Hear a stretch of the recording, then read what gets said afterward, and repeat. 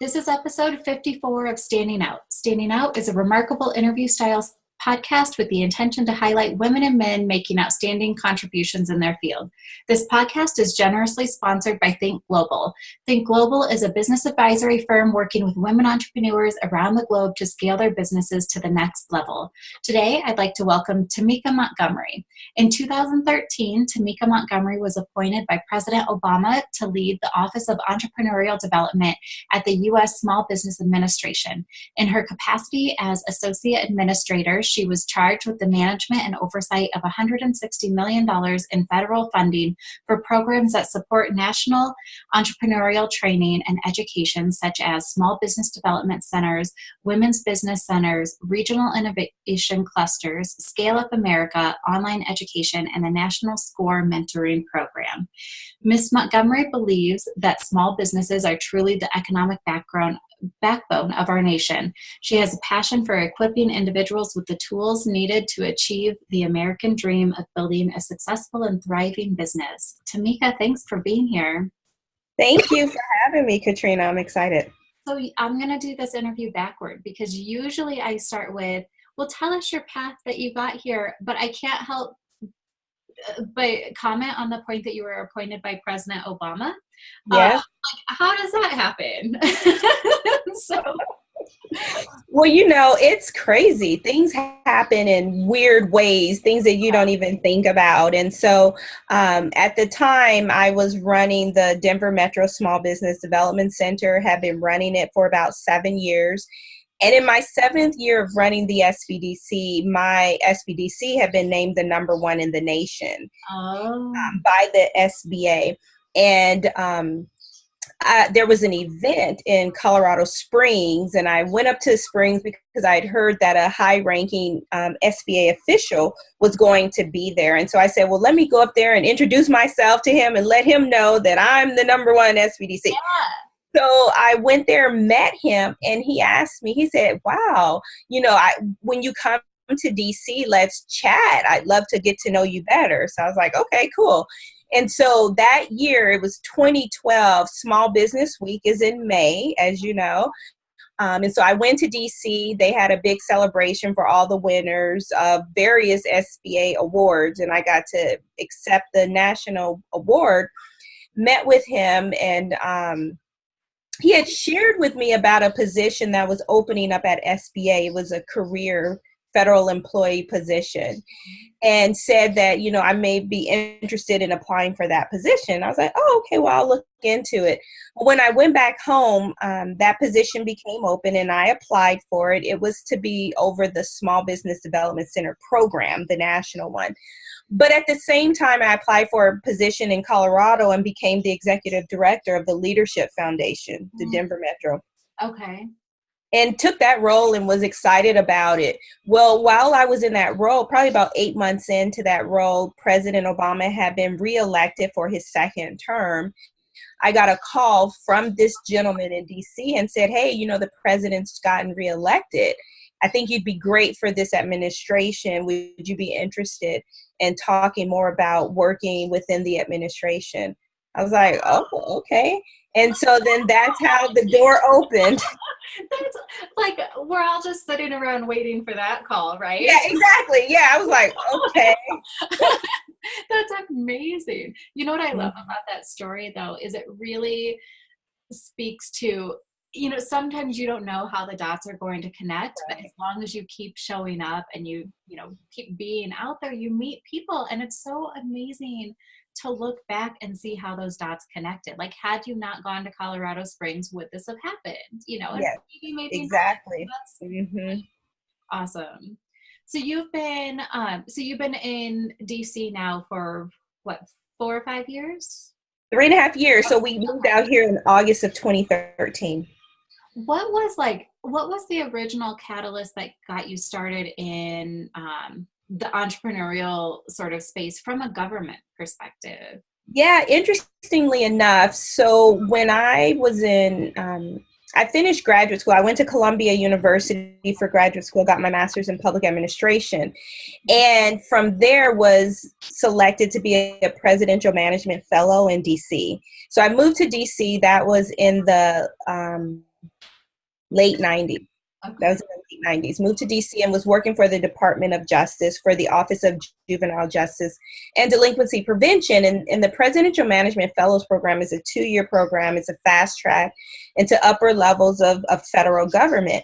And so I did that for 2 years, but realized that government work wasn't really for me.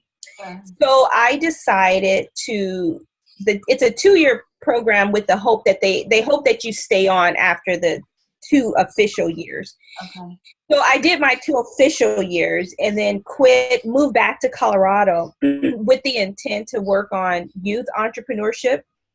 Met a woman who had acquired a 37-acre property that she wanted to redevelop into a business kind of development that included a business incubator in a 26,000 square foot building.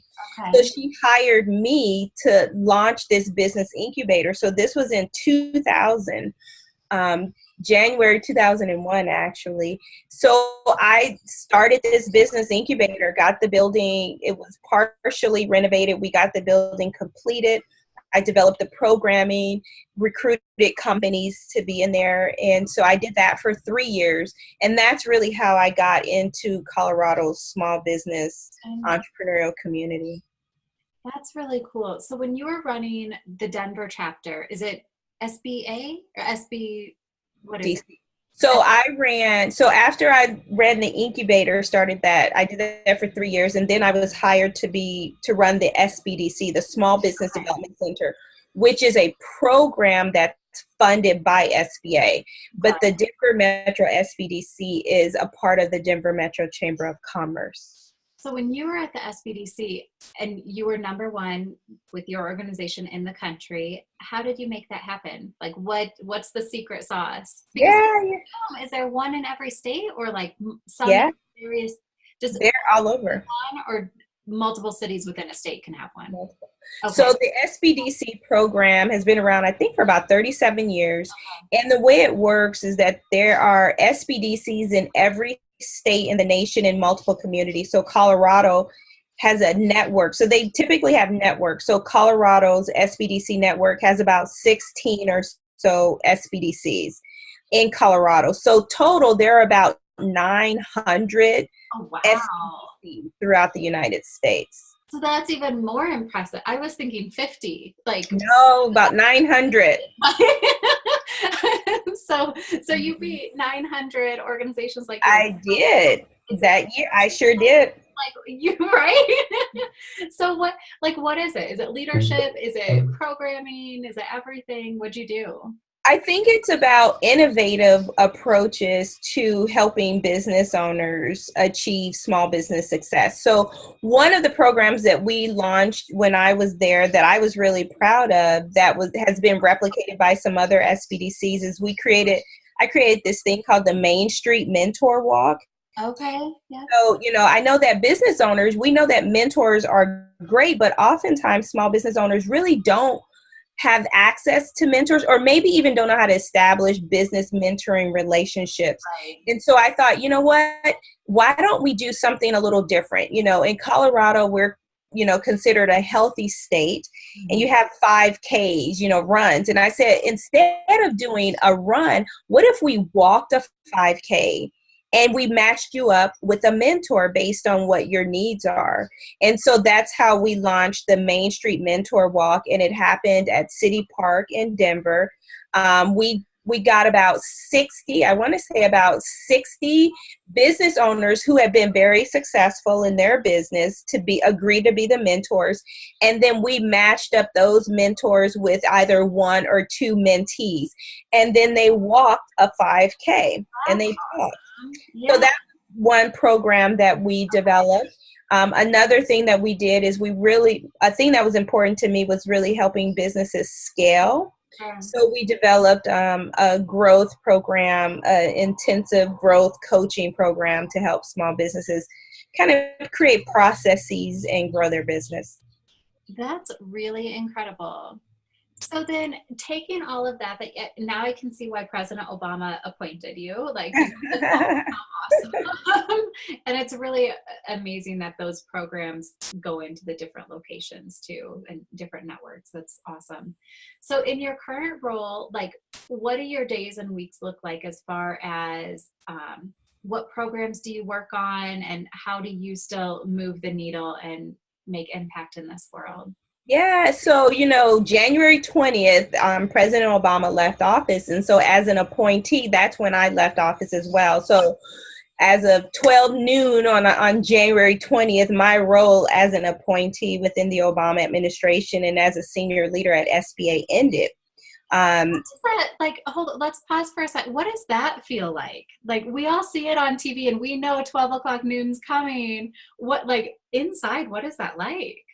Is Well, it or no? You just leave. yeah, so, it was really surreal. Well, first of all, when you're in an appointed role, it's very strange walking into a role knowing that it's ending. Do you know what I'm saying? Usually when you take a job, you're expecting to be at the job until you decide to leave or you all decide to part ways. So being an appointee, going in that you're only there for a limited amount of time. So that was one thing. And so we knew when our time was up. I chose to stay until the very end.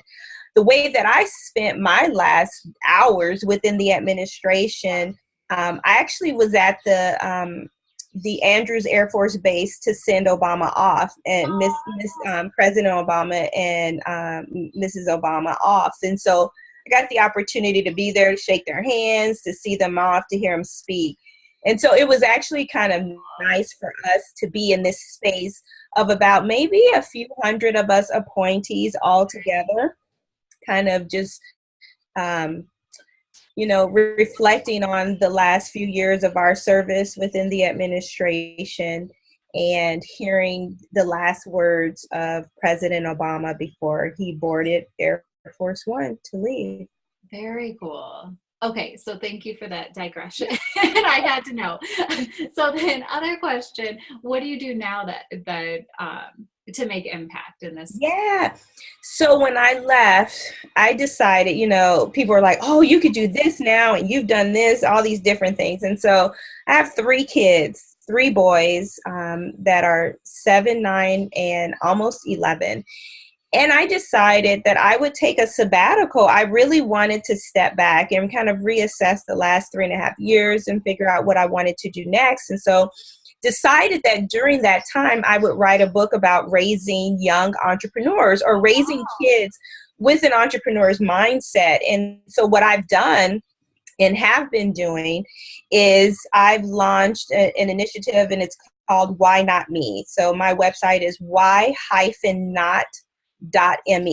Why Not Me. And so for this first season around Why Not Me, it's focused around raising kids with an entrepreneur's mindset. And so I've been interviewing parents and families who have started companies to understand what is it that those parents have done to really create a culture within their home that nurtures this in their children. I'm trying to do this with my own children. And so I figured if I go out and talk to parents, I could learn some strategies that can help me as a parent and then share that information with other parents. So that's what I've been working on. So my website blog launched last month. Oh, wow. And yes, and now we are in the process of launching the podcast. That's this first season of the podcast will focus on this question around how do I raise young entrepreneurs? Because the idea behind Why Not Me is to encourage individuals to live outside of their comfort zone. Yeah. I love that. And I have to share. So my son is 8, and about a year ago, he found out that I was a boss of a company. And this is not like a term I ever use.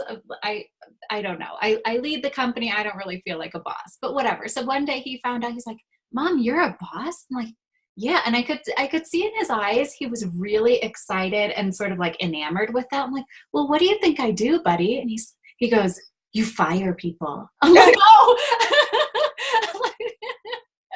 So since then, we've done a little bit of education. He had this really fantastic economics fair at his school where he was drawing these creations and then selling them. And so we took that and we made a little business out of it. We've taken the drawings, we have them on Etsy, and then we sell them through Etsy as a way for him to earn some money for college. And he is That's great. all about it. And he has to think, he has to think of like what colors people might want, what characters they might want, and just kind of define his product a little bit.